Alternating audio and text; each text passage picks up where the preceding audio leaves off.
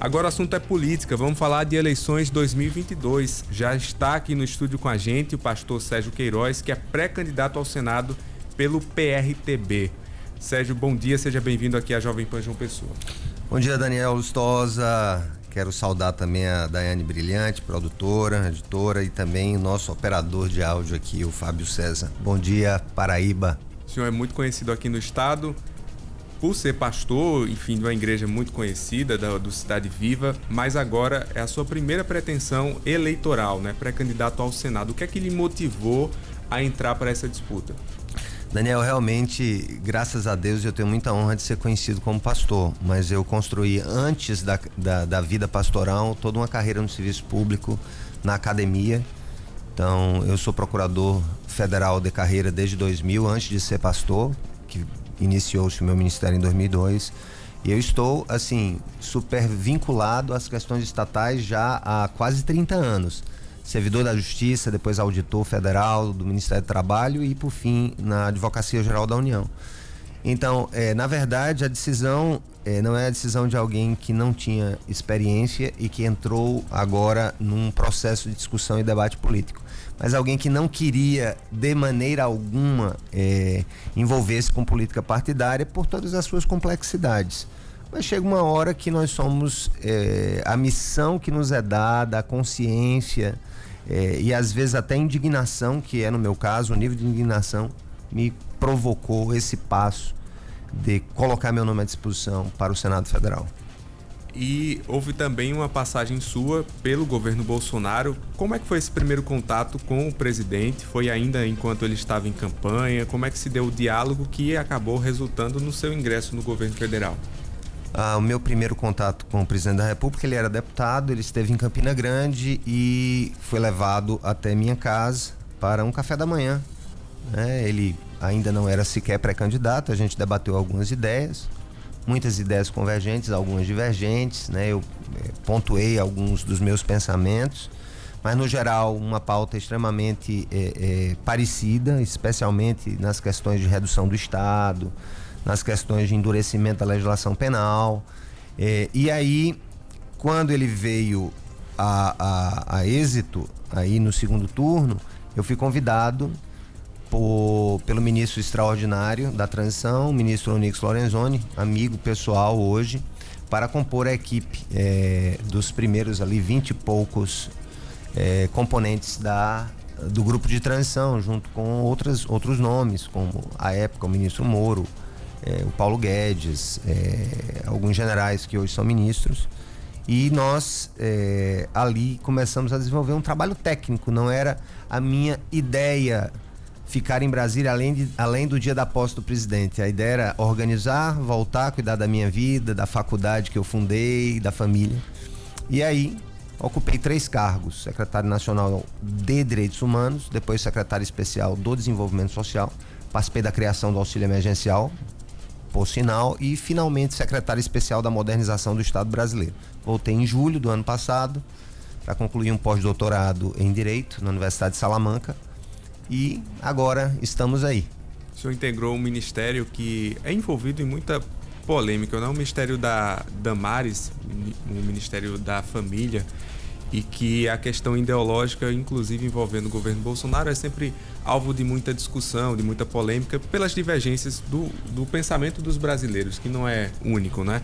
Como é que o senhor avalia essa política do governo federal em relação a questões como aborto, enfim, todas essas demandas que passam ali pelo campo ideológico e que devem ser levantadas em debates no Senado Federal que o senhor pretende integrar? Interessante, Daniel. Todos nós, percebendo ou não, usamos óculos para enxergar a realidade. Esses óculos, eles passam por perguntas como: o que é o homem, quando começa a vida, quando termina, o que é devido ao homem, o que é certo, o que é errado. Então, na verdade, todos nós temos um óculos, ainda que a gente diga que não tem, ainda que a gente ache que não tem. Então, a pauta de direitos humanos, ela é unificada pela Declaração de 1948, depois da Segunda Guerra Mundial. Então, ela é muito básica e muito completa ao mesmo tempo. Fala lá de direitos civis, direitos políticos, direitos sociais, econômicos e culturais. Então, o que a gente tem observado no mundo é uma tentativa de forçar, através das cortes constitucionais, a aprovação de direitos que nunca foram universalmente reconhecidos. Então, na verdade, o que nós fizemos no Ministério da Mulher, Família e Direitos Humanos foi defender pontos que são, sim, cláusulas reconhecidas no mundo inteiro. E a questão do direito à vida a partir da concepção é algo que é consagrado há décadas em várias constituições, nos movimentos que geraram a Carta de Direitos Humanos. Então, o que nós vemos, na verdade, esse choque é muito mais decorrente de uma tentativa de se judicializar questões que os parlamentos não votaram. Então, o parlamento brasileiro nunca votou nada sobre aborto. São as Supremas Cortes. Aconteceu agora na Colômbia. Então, que decidiu até 24 meses a mulher pode abortar. Daqui a pouco vai chegar em 36 meses. Daqui a pouco vai se permitir que na hora do parto o médico aplique uma injeção e mate um ser humano. Então, eu sei que são questões complexas, mas são questões necessárias e transcendem a questão do governo Bolsonaro, transcendem essa discussão atual. Elas são realmente pautas de direitos humanos e para todos na face da terra. Só interromper um pouco, porque estamos ao vivo agora também pela TV Tambaú, no programa Tambaú da Gente Manhã, que é apresentado lá por Anny Gomes. A gente segue a nossa conversa aqui e nessa temática. O senhor pretende levar essa discussão também para o Senado, porque o Brasil tem já uma regulação em relação à questão do aborto, em relação às outras questões também. O senhor pretende mexer nisso?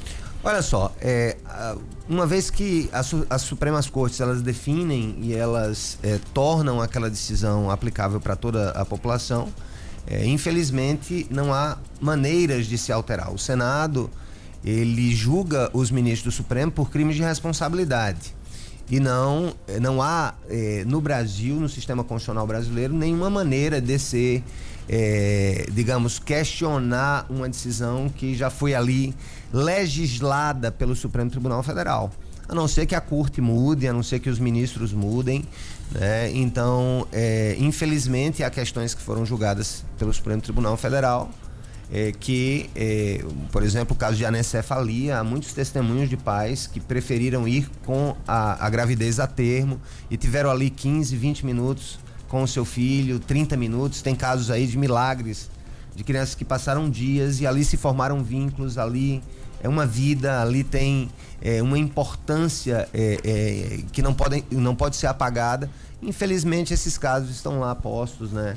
E de fato o Senado tem suas limitações. Não adianta a gente dizer, vai fazer isso, aquilo. Não sei que haja uma nova constituinte, o que não é plausível, o que não é factível, né? Para que se altere todo um sistema. Agora, creio que a Suprema Corte precisa, de fato, ter alguns contrapesos, e isso pode ser colocado na Constituição através de emendas, né? O sistema de confirmação de decisões, a não permissão de que um juiz, apenas um ministro, apenas em uma decisão única, monocrática, numa canetada, coloque abaixo uma decisão, por exemplo, de uma casa legislativa. Isso, para mim, é absurdo.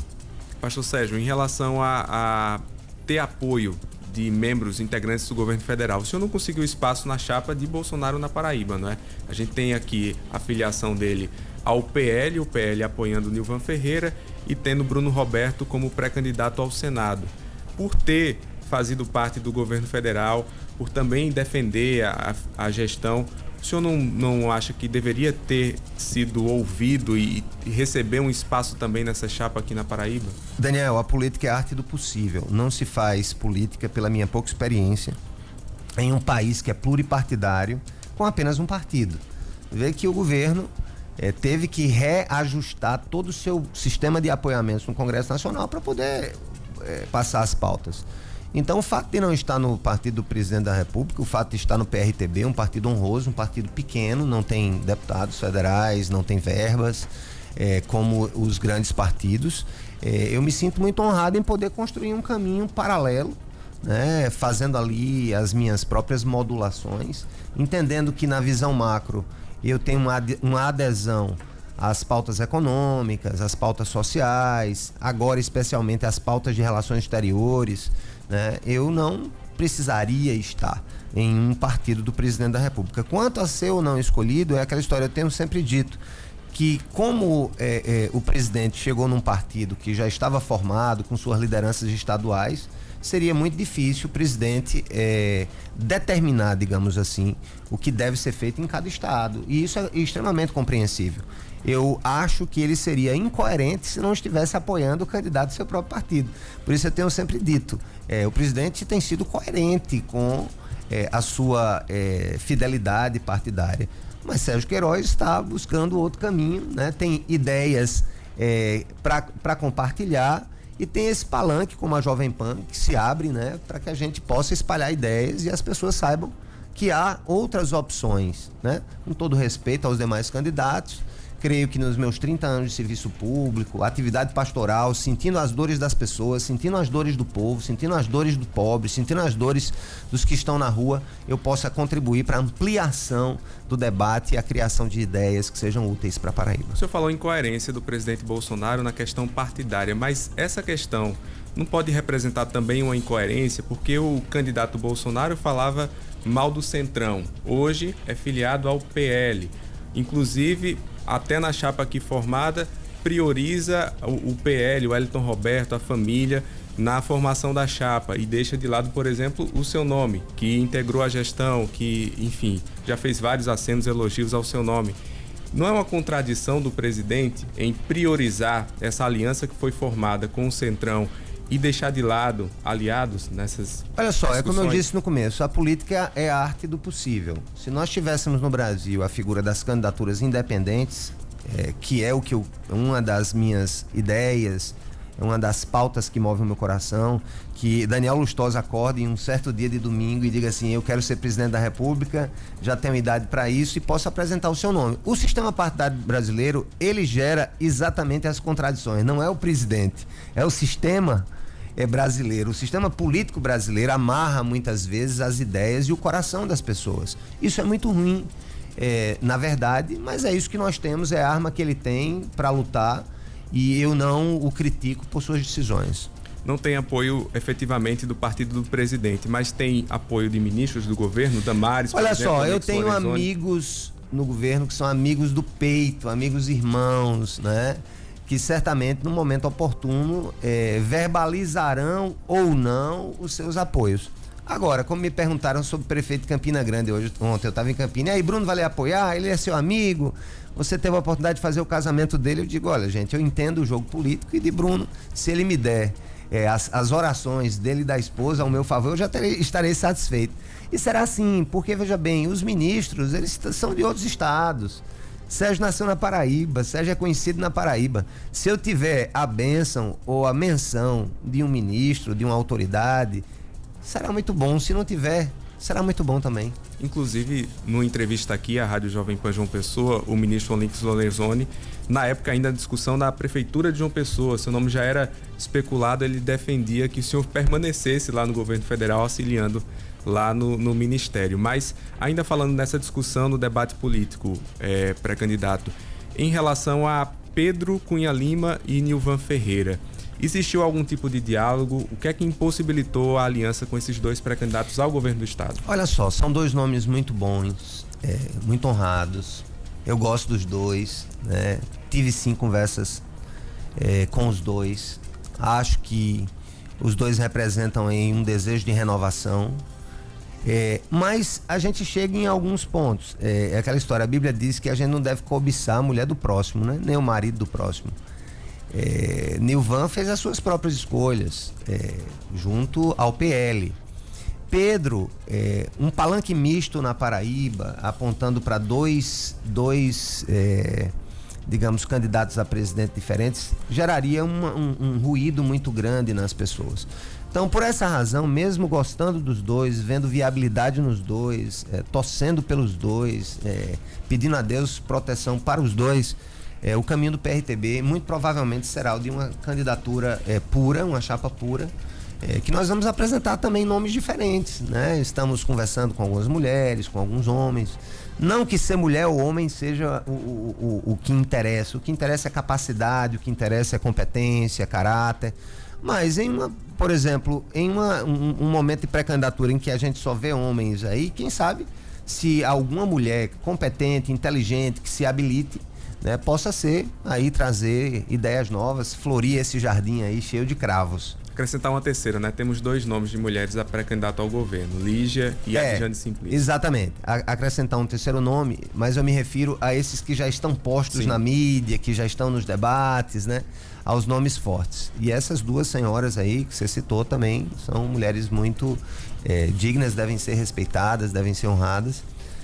Mas já que estamos aí numa efervescência em torno dessa pré-candidatura ao PRTB, talvez mais uma mulher viesse compor aí o quadro. Falando em pré-candidatura, o vereador aqui de João Pessoa, Carlão, ele já tinha anunciado essa pretensão de disputar o Senado, inclusive, né? Mas não houve viabilidade dentro da composição que o partido dele, Patriota, fez ali junto com o Nilvan Ferreira.